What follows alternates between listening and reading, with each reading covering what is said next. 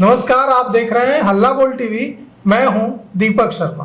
प्रशांत किशोर बांकीपुर से चुनाव लड़ने जा रहा है। कुछ लोग कह रहे हैं कि चुनाव जीतेंगे, कुछ लोग कह रहे हैं कि चुनाव नहीं जीतेंगे, लेकिन पूरे बांकीपुर में चर्चा प्रशांत किशोर की हो रही है कि प्रशांत किशोर लड़ेंगे या नहीं लड़ेंगे। तो हमारे पास जो सूचना है उसके मुताबिक 95% उम्मीद है कि प्रशांत किशोर बांकीपुर से चुनाव लड़ेंगे। और ये उम्मीद क्यों है?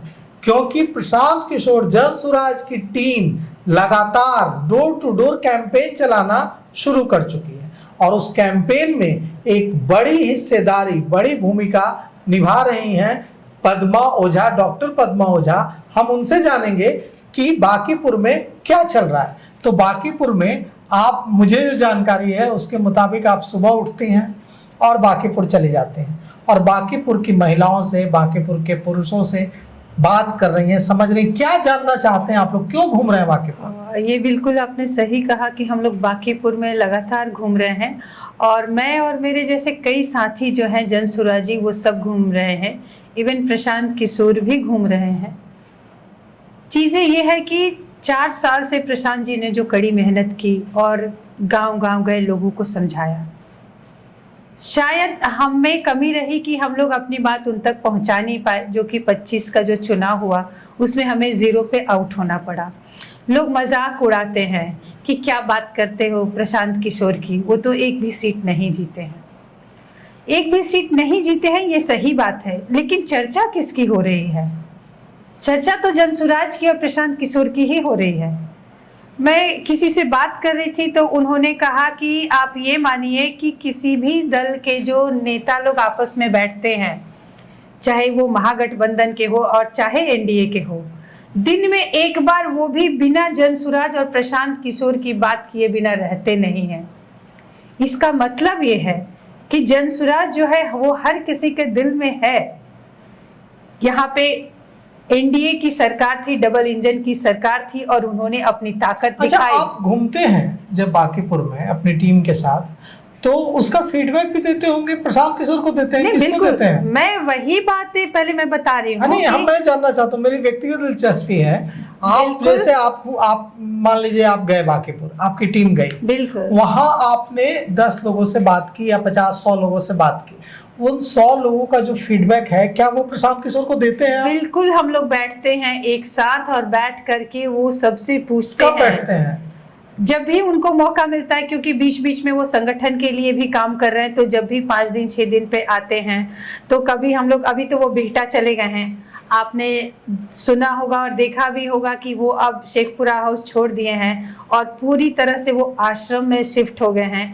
तो उस आश्रम में भी हम लोग जाते हैं। तो वहाँ उनको बताते हैं कि हाँ, जो पूछते हैं वो बाकायदे हम लोगों से पूछते हैं कि क्या फीडबैक है, जनता क्या कह रही है।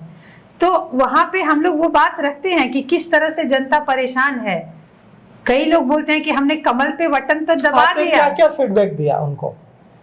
मैं बता रही हूँ कि कई लोग क्या कहते हैं कि हमने कमल पे बटन दबा तो दिया, हम तो नीतीश जी के नाम पे दबाए थे, हम तो जिताए नीतीश जी को थे, लेकिन यहाँ तो आगे सम्राट चौधरी जी, जिससे हमारे बिहार की छवि तो और खराब हो रही है।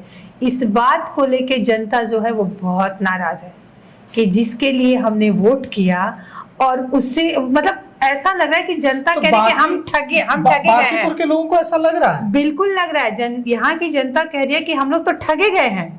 बांकीपुर में इतने दिनों तक आप जो घूमी, आपने लोगों से इंटरेक्ट किया, कोई ऐसी बात बताइए जो किसी ने आप वहां घूमने के दौरान आपको बताई हो और वो बात आपने प्रशांत किशोर को भी बताई हो। कल की ही बात, कल हम लोग गए थे वार्ड नंबर 37 में। वहां पे वहां के स्थानीय लोगों ने हमें एक नाला दिखाया। उस नाले के बारे में कहा कि 45 साल से यह नाला बन रहा है और वहां की स्थिति इतनी बदतर है कि आप बिना नाक बंद किए वहां थोड़ी देर खड़ा भी नहीं हो सकते हैं। तो हम लोग ये सोच रहे हैं कि 20 साल नितिन नवीन जी थे वहां पे, उसके पहले उनके पिताजी थे। इतने सालों में, मतलब देखकर आश्चर्य होता है कि एक आदमी जिसने अपना बांकीपुर, अपना घर बना लिया है, अपना गांव बना लिया है और उसका विकास नहीं किया। 1 टर्म रहता, 2 टर्म रहता तो समझ में आता। 30-35 साल अगर एक ही परिवार के लिए वो बांकीपुर पूरा रहा है, उसके बावजूद बांकीपुर की ये स्थिति लगता ही नहीं है कि ये पटना है। कई सारे जगहों पे हम लोग जाते हैं तो देख के नहीं लगता है कि ये बिहार की राजधानी है। बहुत ही शर्मनाक महसूस होता है कि जब पटना की ये हालात है तो हम पूरे बिहार की क्या बात कर सकते हैं। अच्छा, प्रशांत किशोर जो कह रहे हैं कि ये रेफरेंडम है, एक तरह से जनमत संग्रह है कि बांकीपुर के लोग इस चुनाव में यह बता दें कि वे सम्राट चौधरी के मुख्यमंत्री बनने से खुश नहीं है। अगर भारतीय जनता पार्टी बांकीपुर उपचुनाव हार जाती है तो यह मैसेज नरेंद्र मोदी को जाएगा, अमित शाह को जाएगा। क्या लोगों को इस बात का एहसास है बांकीपुर में? बिल्कुल, ये बात आप लोगों ने ये बात बताई? बिल्कुल, हम लोग भी बताते हैं, इवन प्रशांत जी जाते हैं तो वो भी बताते हैं कि आप लोगों ने तो हमें सड़क की राजनीति करने के लिए छोड़ दिया, हमें न पक्ष में रखा न विपक्ष में रखा। आज देखिए कि विपक्ष की हालात क्या हुई है। विपक्ष में कोई है नहीं, कोई मुद्दा उठाने वाला कोई नहीं है। आज एक प्रशांत जी हैं, या तो जनसुराज किसी भी मुद्दे को उठाता है तो वो यही बता रहे हैं कि आप लोग देखिए कि आप लोगों के साथ हुआ क्या। आप लोगों ने जिसको जिताया वो तो पलायन करके दिल्ली गया। जो पलायन की समस्या वो शुरू से कह रहे हैं, तो यहाँ तक कि नितिन नवीन जी यहाँ से तो गए ही पलायन करके, हमारे मुख्यमंत्री भी पलायन करके चले गए। और अब ये बांकीपुर की जनता को ये समझ में आ रही है कि हमने जो किया है वो गलत किया है। जिस इंसान ने हमारे परिवार के बारे में बात की, हमारे बच्चों के बारे में बात की, पलायन की बात की, रोजगार की बात की, हमने उनको 10-10 हजार रुपए पे उनको हमने अनदेखा कर दिया। और हमने उसी को चुना जिसको हम लोग पुश्तों से 30-35 साल से मतलब चुनते आ रहे हैं। और आज भी अब उन्हें ये गलती का एहसास हो रहा है कि इस गलती की सजा एनडीए ने, मोदी सरकार ने हमें ये दिया है कि सम्राट चौधरी जैसे मुख्यमंत्री को हमारे ऊपर रख दिया है। जो छवि बिहार की खराब नहीं है लोगों को, सम्राट चौधरी क्या दिक्कत है उनमें? आप क्या बात करते हैं, बिहार की छवि ऐसे तो खराब नहीं हुई है। अब हमारे यहाँ राबड़ी देवी जी जब यहाँ की मुख्यमंत्री बनी थी और अब हमारे सम्राट चौधरी जी मुख्यमंत्री बने हैं, तो पूरे देश में, पूरे दुनिया में हमारे बिहार का रिफ्लेक्शन कौन है, गार्जियन कौन है? आप उसी से पहचानिएगा ना कि भाई उसकी जो उसका राज्य जो है। सम्राट चौधरी की तो 1000 गलतियां जो है उनके बारे में, जो भी चीजें हैं वो प्रशांत जी ने पढ़ाई। एक तो वो कम पढ़े लिखे हैं, नहीं ठीक है, कम पढ़ा लिखा होना कोई अपराध ठीक है, कम पढ़ा लिखा अपराध नहीं होना चाहिए। तो अब 4-5 दिन पहले की उनकी एक भाषण सुनी होगी आपने कि वो फिजिक्स का कॉलेज बना रहे हैं, केमिस्ट्री का कॉलेज बना रहे हैं, मैथ्स का कॉलेज बना रहे हैं। हम लोग भी सरप्राइज थे कि ऐसा भी होता है क्या। तो यह कहीं ना कहीं ये साबित कर रहा है ना कि अगर वो कॉलेज में गए होते तब उनको ये पता होता कि हर सब्जेक्ट का एक डिपार्टमेंट होता है, विभाग होता है, कॉलेज नहीं होता है। राबड़ी देवी, पूर्व मुख्यमंत्री राबड़ी देवी की बात की आपने। पूर्व मुख्यमंत्री राबड़ी देवी ने कुछ समय पहले जब बिहार विधानसभा में तेजस्वी यादव और सम्राट चौधरी की लड़ाई हो गई थी तो कहा था राबड़ी देवी ने कि जब मैं मुख्यमंत्री थी तो सम्राट चौधरी बोरिंग रोड में लड़कियां छेड़ा करते थे। ये राबड़ी देवी ने बयान दिया। तो महिलाएं जो है सम्राट चौधरी को क्यों पसंद नहीं करेंगे? क्या वो राबड़ी देवी का ये बयान जिम्मेवार है? बयान जिम्मेदार नहीं है ना। आप तो जानते हैं कि उनके चाल चरित्र और चेहरे के बारे में, वो 7-7 लोगों के मर्डर के अभियुक्त रहे हैं। 10th पास कब किया उनको डेट याद नहीं है। जो भी कोर्स वो कहते हैं कि IFS या FFC कुछ ऐसा बोलते हैं कि वो मैंने पास किया है, लेकिन वो कब पास किए हैं वो उनको पता नहीं है। वो 2 ही लैंग्वेज में होता है, या तो इंग्लिश में होता है या तमिल में होता है। ना उनको इंग्लिश आती है ना तमिल आती है, क्योंकि इंग्लिश आती तो एफिडेविट को हाफिडेविट वो बोलते नहीं। तो कितने प्रूफ चाहिए? ये तो हमारा दुर्भाग्य है कि ऐसा मुख्यमंत्री हमारे बिहार को दिया गया है। एक तो हमारे बिहार की छवि ऐसे ही खराब थी, तो बांकीपुर भारतीय जनता पार्टी हार जाएगी तो बीजेपी उनको हटा देगी वहां से, मुख्यमंत्री हटाएगी या क्या होगा वो हम नहीं जानते हैं। लेकिन हम लोग ये जानते हैं कि हमने जो ईमानदारी से मेहनत की है, प्रशांत जी ने जो 4 साल से गांव-गांव घूमकर लोगों को समझाने का प्रयास किए हैं, वो अपना आलीशान जिंदगी को छोड़ करके आज एक आश्रम बना करके टेंट में रह रहे हैं।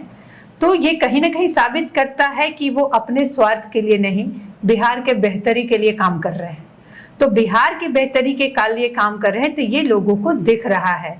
तो हम लोग बस यही कह रहे हैं कि एक सीट से बीजेपी का न सरकार जाने वाला है, ना आने वाला है, न ही आरजेडी का कुछ होने वाला है कि 25 से 26 सीट हो जाएंगे। लेकिन अगर एक सीट हमें मिलता है, अगर जनसुराज एक सीट जीतता है, तो हम जनसुराजियों को और प्रशांत किशोर जो इतनी हड्डी गला रहे हैं, मेहनत कर रहे हैं, तो उनका मनोबल बढ़ेगा कि हम लोग सही रास्ते पे जा रहे हैं और आगे बदलाव होगा। ये हमारा मनोबल बढ़ेगा और कहीं ना कहीं जनता को ये विश्वास होगा।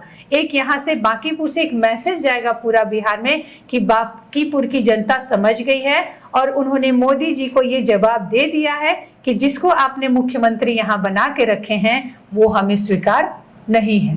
तो ये हम लोग जवाब देना चाहते हैं, ये जनता को हम बता रहे हैं और कहीं ना कहीं जनता भी इन बातों से सहमत है। तो देखिए, कह रही हैं डॉक्टर पद्मा ओझा, जो घूम रही हैं लगातार अपनी टीम को लेकर बांकीपुर की गलियों में, बांकीपुर के नालों को देख रही हैं, बांकीपुर की गंदगी को देख रही हैं और बांकीपुर की समस्याओं को देख रही हैं।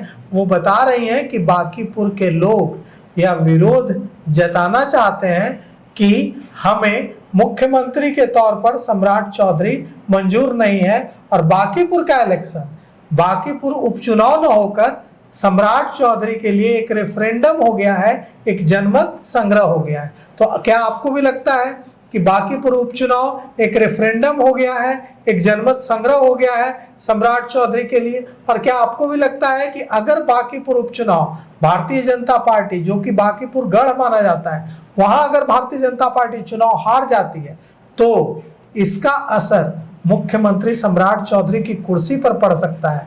जो बात हाल ही में कुछ लोगों ने भविष्यवाणी की है कि कुछ ही समय बाद उनकी कुर्सी डोल जाएगी। क्या कुर्सी डोल जाएगी बांकीपुर हारने से? बहुत कुछ बांकीपुर के रिजल्ट पर निर्भर करेगा। अब देखिए वहां की जनता क्या फैसला करती है। तो फिलहाल इस पेशकश में इतना ही। आगे की खबरों के लिए देखते रहिए हल्ला बोल टीवी। शुक्रिया।